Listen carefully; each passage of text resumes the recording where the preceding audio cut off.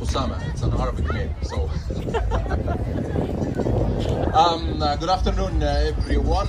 First of all, I want to thank Ipswich and District TUC, as well as the May Day Committee, for inviting me to speak with you in this amazing event and telling you more about my story. The story of the dentist who become an exiled, and the exiled who become a well-known broadcast journalist, and the well-known broadcast journalist who became an asylum seeker here in Ipswich. My name is Osama Gawish, and I'm a 34 years old Egyptian, father of two amazing children, husband to a lovely wife, and the son of a very supportive parents. And I want to thank my parents to be here with me today. I fled my country after the military coup in 2013.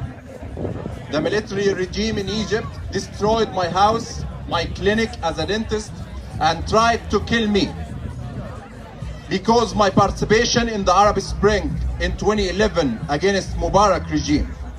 After 2013, I lived with my family in Turkey, but unfortunately, I forced to leave my wife and my little children behind in Turkey and came here for seeking asylum last year.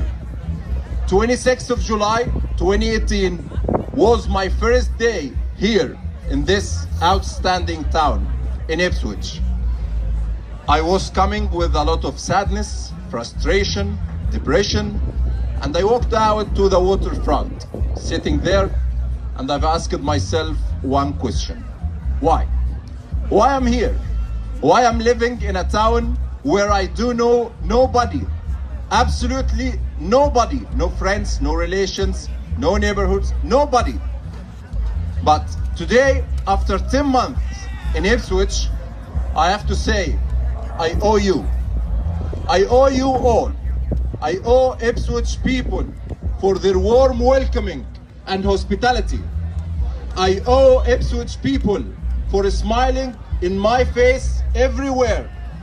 I owe Ipswich people for your zero tolerance against racism and hatred to the migrants and asylum seekers, because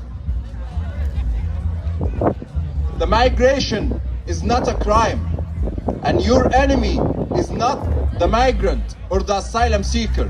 Your enemy is the regime, the authoritarian regime in our region, in the Middle East, that made us as asylum seeker or migrant. This is the time to say thank you. I need to thank Mr. Sandy Martin, the MP here in Ipswich, and his staff in his office for his support. And also, many thanks for the greatest organization ever, for Suffolk Refugee Support, for everything they did and is still doing for me to help me and make my life better. And especially many thanks for my friend in Suffolk Refugee Support, Martin Simmons, and for Judy Peck. Also, I want to thank BBC Radio Suffolk for having me as a volunteer with them. Many thanks to John Wright and for the talented person, Kat Taylor. Also, many thanks to NHS Outreach, especially to Dr. Tim Red for helping and supporting my parents. Maybe some people here saw me in the local news, read my piece with The Guardian, saw my story in ITV News Anglia, and some people sympathized with me and said, oh no, he left his family behind. How it is heartbreaking to flee his country too. And you know what? I appreciate that. But all I'm asking today, when you remember me, when you sympathized with me, please remember 60,000 political prisoners in Egypt.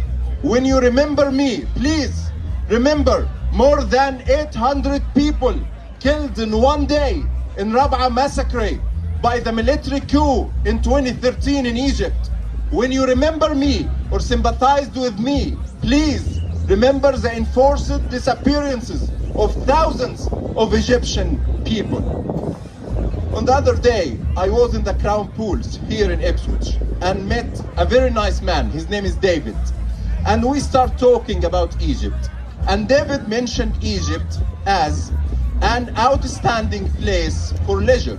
He mentioned Sharm el-Sheikh, he mentioned Hurghada, and he talked about how Egypt have the beautiful weather. And I asked myself, are you kidding with me? We are dying in Egypt. My friends in the prison in Egypt, they destroy our life in Egypt and they're still destroying our life. And he was a very nice man. I was to him, hey David, Egypt is not only Sharm el-Sheikh and Hurghada, where you go for leisure. Egypt now is the largest prison for journalists like me. Egypt now is the place of brutal repression against the freedom of press and freedom of expression. But finally, I told Teresa before my speech, I'm now fall in love with Ipswich. I really appreciate every single moment I lived in this place and in this town. And I love the freedom, the democracy, and all the safety here in the UK. But the only thing I'm looking for, and I'm seeking for, and I'm working for, is seeing my country, is seeing Egypt in a better position, with democracy, with social justice, and with human dignity. Because you know what? A nation with 100 million people, Egypt definitely deserves better. Finally, before I finish, I hope my reunion with my lovely wife, Noha, and my amazing children, Nuruddin, he's 10 years old, and Omar is 8 years old. I hope my reunion with them will be soon, and the Home Office will guarantee me as a refugee after 14 months of unreasonable waiting for the Home Office and for this decision. Finally, one more time, I want to thank you all for everything. I want to thank the people who invite me and giving me this chance to talking about you and about my country. Thank you.